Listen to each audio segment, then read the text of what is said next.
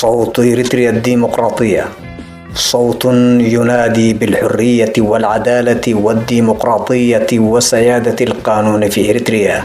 يبث باللغتين العربية والتجرينية.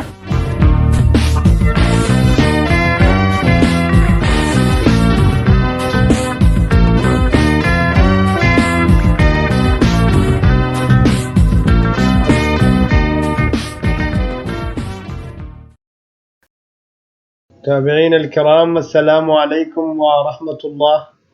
نحييكم من صوت إريتريا الديمقراطية وندعوكم لمتابعة فقرات برنامج هذا اليوم التي تتضمن نشرة الأخبار والتعليق السياسي. وقتا طيبا نتمناه لكم مع فقرات البث.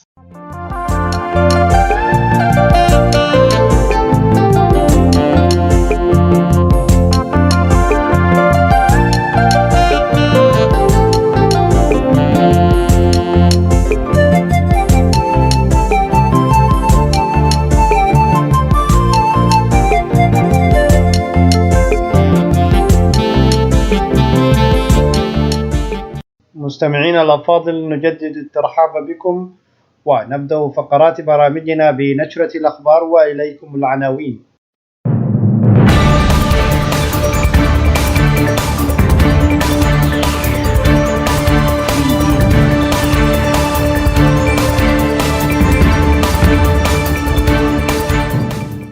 رئيس المكتب التنفيذي للمجلس الوطني يعقد ندوة سياسية في مكتب أبحاث الديمقراطية والدراسات الاستراتيجية السودانية.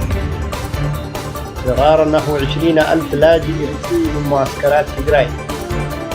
والأمم المتحدة تعبر عن قلقها بشأن الانتهاكات الإنسانية في تيغراي. اتهامات سودانية لإثيوبيا بقصف مواقع سودانية، والأخيرة تحذر من تصعيد الخلاف. من العناوين إلى تفاصيلها عبر صوت إريتريا الديمقراطية.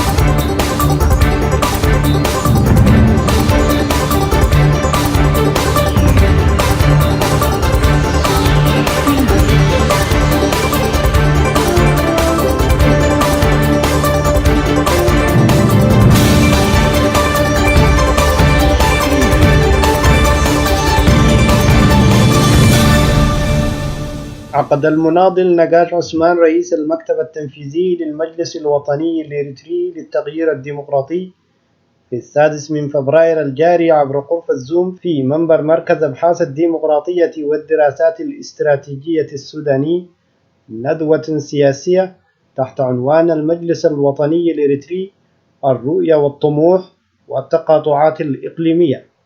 استعرض من خلالها مسيرة الحركة الوطنية الإريترية منذ أربعينات القرن الماضي في سياقها السلمي والثوري، والذي توج بالاستقلال في 24 من مايو عام 1991. كما تناول البداية المتعثرة لنظام سياسي برفض السماح أي نشاط سياسي في إريتريا للتنظيمات الإريترية التي كانت في الساحة، وكيف تطور ذلك إلى تكريس نظام ديكتاتوري ضاق حتى برفقاء الأمس من قيادات الجبهة الشعبية.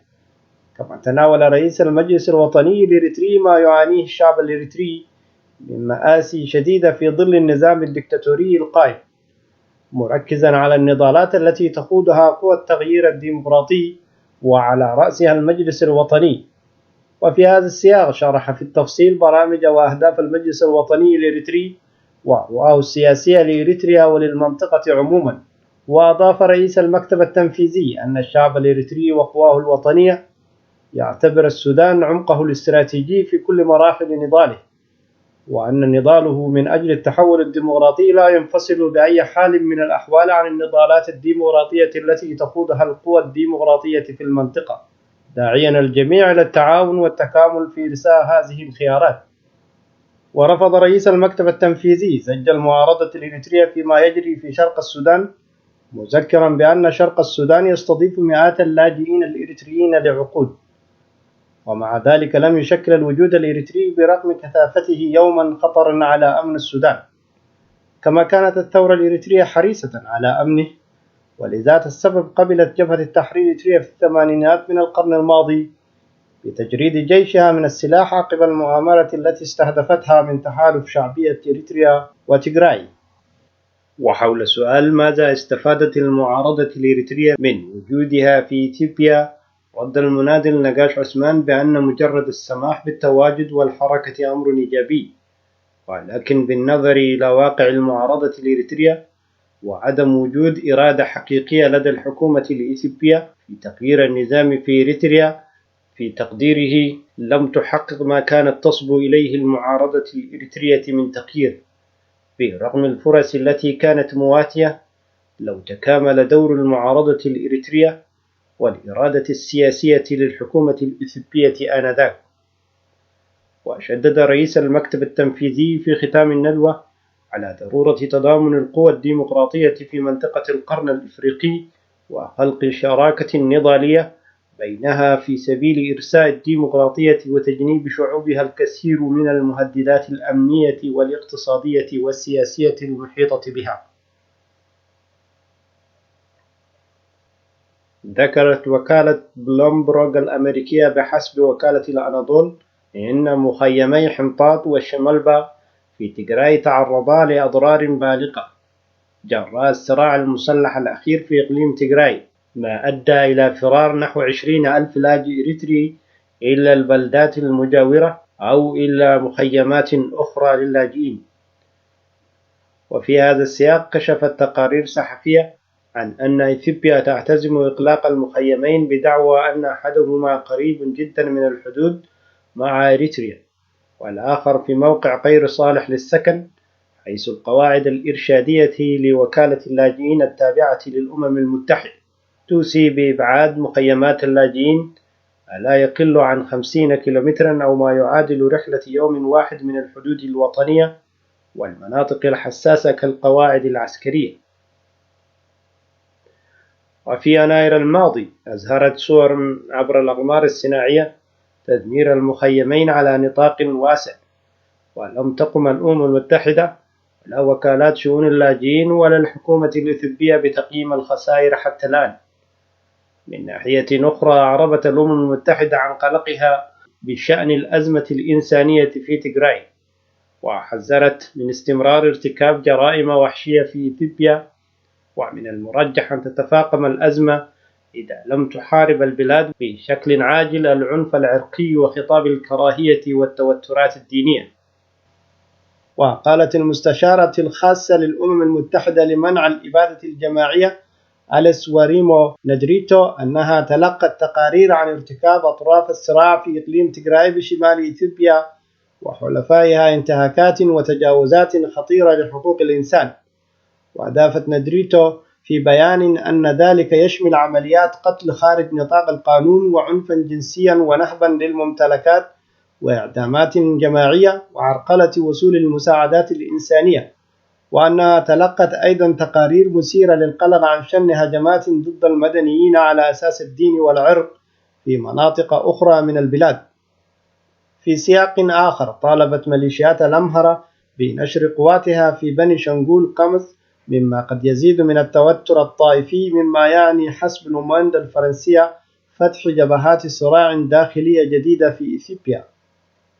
أعلن مسؤول سوداني أن قوات استطلاع بلاده تعرضت لقذف إثيوبي على الشريط الحدودي بولاية القضارف، في حين نفى مصدر إثيوبي حصول أي مناوشات حدودية مع السودان، في حين نقل موقع السودان تربيون عن مصادر مطلعة قولها إن قوات استطلاع تابعة للفرقة 17 بولاية سنار تعرضت لهجوم بمنطقة جبل حلاوة في الشريط الحدودي الواقع بين ولايتي سنار والقضارف.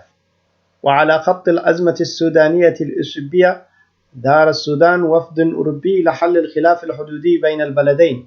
يذكر أنه منذ إعادة الجيش السوداني انتشاره في منطقة الفشقة في نوفمبر الماضي شهدت العلاقات بين البلدين توترا ملحوظا وحشد كل طرف قواته العسكرية على جانبي الحدود.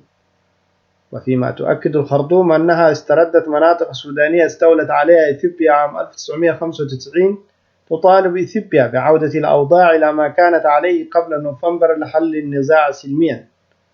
ويرفض السودان المطلب الإثيوبي مؤكدا أن جيشه داخل أراضيه ولن يقادرها، وإن القضية الحدودية محسومة وفقا لاتفاقيات دولية وثنائية بين البلدين.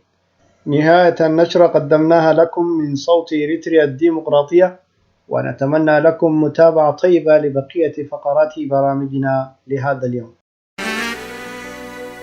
مصري مدر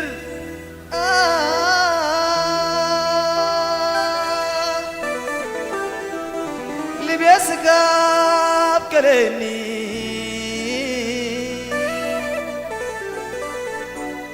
حرسني سرلالي والتاهل ليلي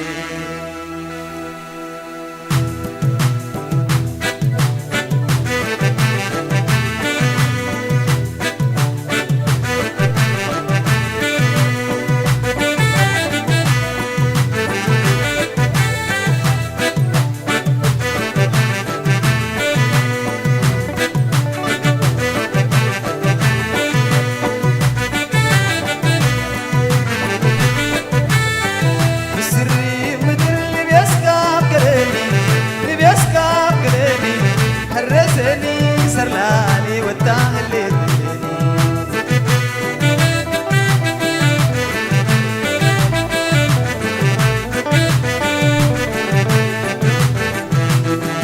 مصري مدر اللي بيسكاب كلامي اللي بيسكاب كلامي حرسني سرلالي والتاهل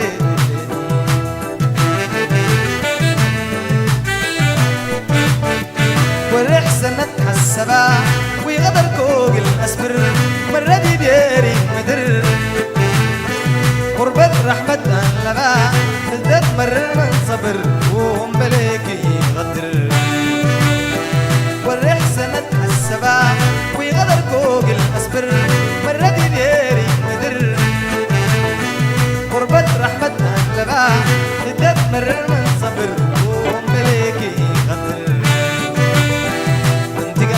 شمالي بالشمال نبر انتقاكي شمالي بالشمال نبر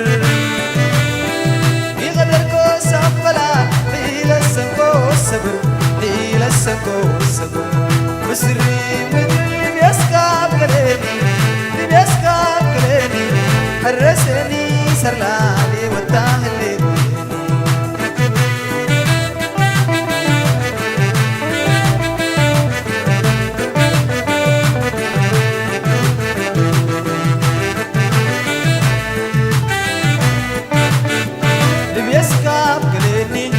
وسبيله وترها بياكل قصة لا انت حتى العليه عصر مرة سافرة وبزح قيسة وقبلا اللي بيسكاب قليني وسبيله وترها بياكل قصة لا انت حتى العليه عصر مرة سافرة وبزح قيسة وقبلا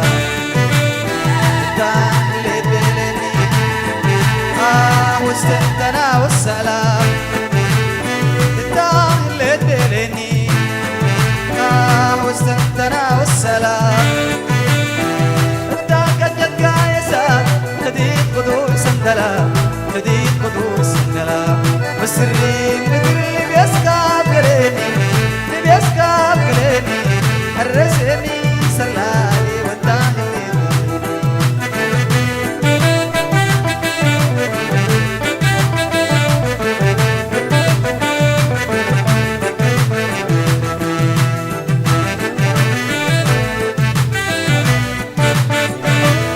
دلتها بحليب شنلت بكودة وصوت لبسوميها ولد انسان بايل عدى صبوب من نواي وولد بركراكيتا قناة دلتها بحليب شنلت بكودة وصوت لبسوميها ولد انسان بايل عدى صبوب من نواي وولد بركراكيتا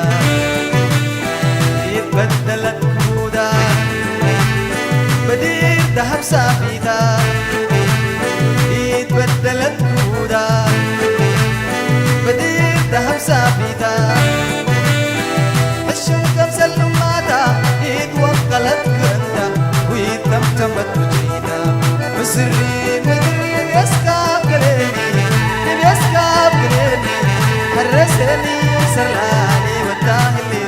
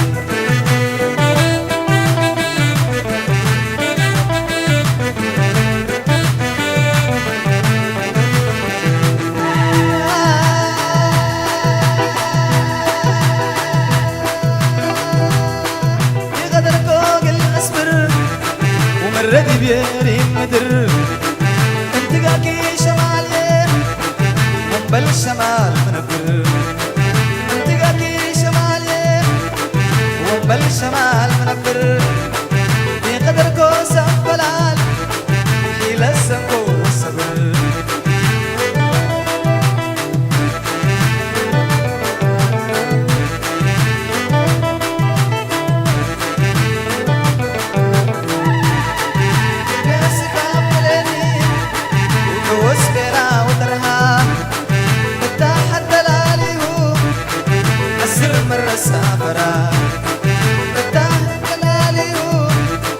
عسر مرة سافرات تاهلت بلني وسنتنا والسلام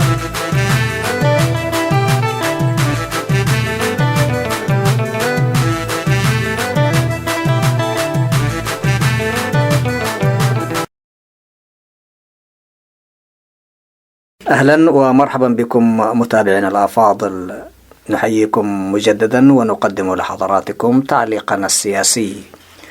الدكتور أبي أحمد يعترف أخيرا بخطورة الوضع الإنساني في تيغراي بعد أكثر من 3 أشهر من بداية المعركة التي شنها أبي أحمد في تيغراي تحت اسم عملية إنفاذ القانون، وعقب أكثر من 2 شهرين من إعلانه على إنهاء تلك المعركة بسبب القضاء على جبهة تيغراي والسيطرة على الإقليم حسب قوله. بعد مرور كل هذه المدة يعترف رئيس وزراء إثيوبيا أبي أحمد بخطورة الوضع الإنساني في تيغراي، وذلك في مقال كتبه في موقع بروجكت سينديكيت، ونقلت عنه اليوم السابع المصرية في عددها الصادر في 6 من فبراير الجاري.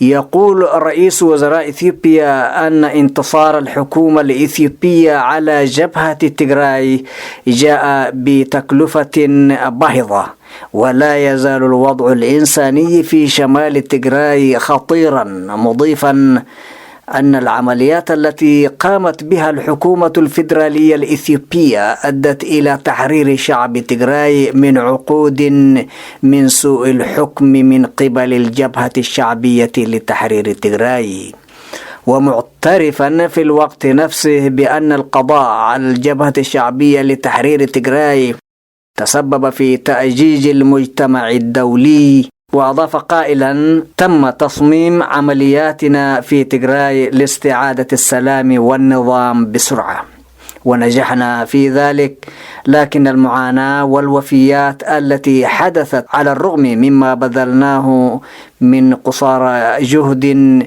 سببت الكثير من الضيق بالنسبة لي شخصيا، وكذلك لجميع محبي السلام هنا وفي الخارج.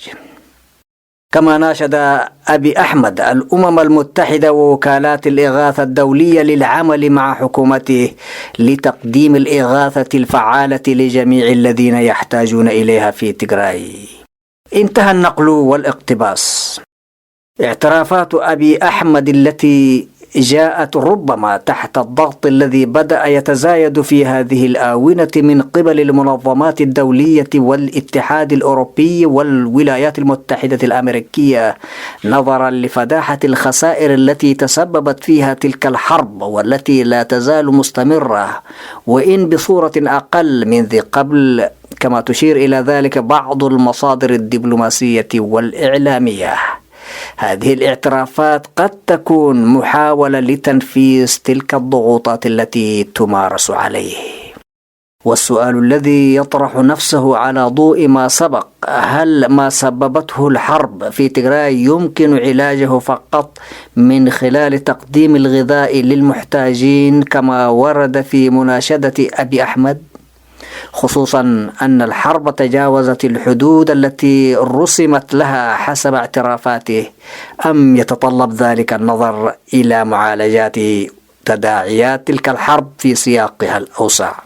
كما يستدعي الأمر مثلا تكوين لجنة تحقيق مستقلة للوقوف على ما جرى ونطاقه، ومن ثم معالجة الأمر من خلال إنصاف المظلومين ومعاقبة الجناه.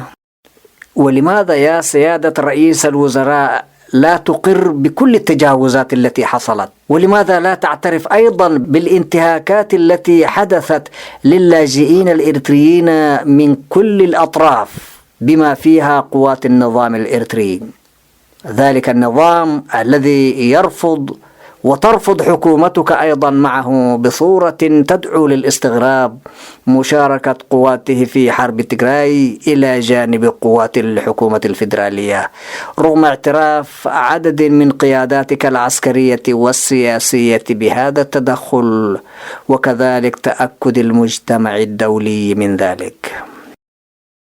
سيادة رئيس الوزراء الإثيوبي، مع قناعتنا بأن الخلاف الذي كان بين الحكومة الفيدرالية وحكومة إقليم تيغراي شأن إثيوبي داخلي أسبابا ونتائج، يظل إيماننا راسخا بأن السلام والحوار كانا هما أفضل الخيارات لحل تلك الخلافات.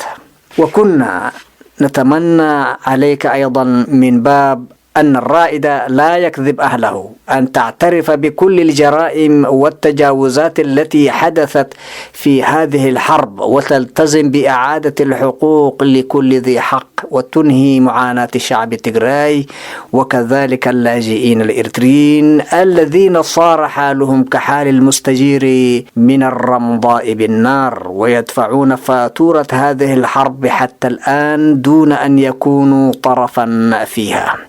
وما تزال المفوضية السامية لشؤون اللاجئين تشتكي من محدودية الوصول لمعسكراتهم، حيث سمح لها فقط بزيارة معسكرين من معسكرات اللاجئين في تيغراي.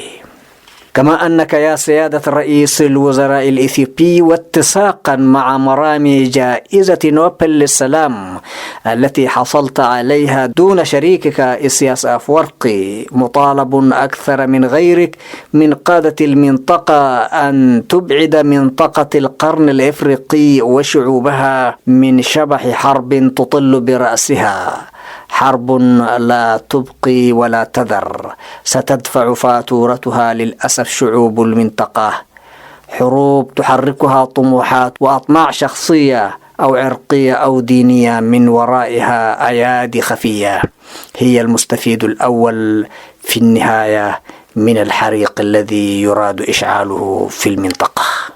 إن الذي يجري في المنطقة منذ قرون والذي يراد استنهاضه في الوقت الحاضر من بعض القوى والقائم على الاستعلاء والغطرسة والظلم واستعباد الشعوب، يجب أن يوضع له حد إن كان للمنطقة أن تنعم بالسلام والاستقرار وتستفيد شعوبها من خيراتها ومواردها.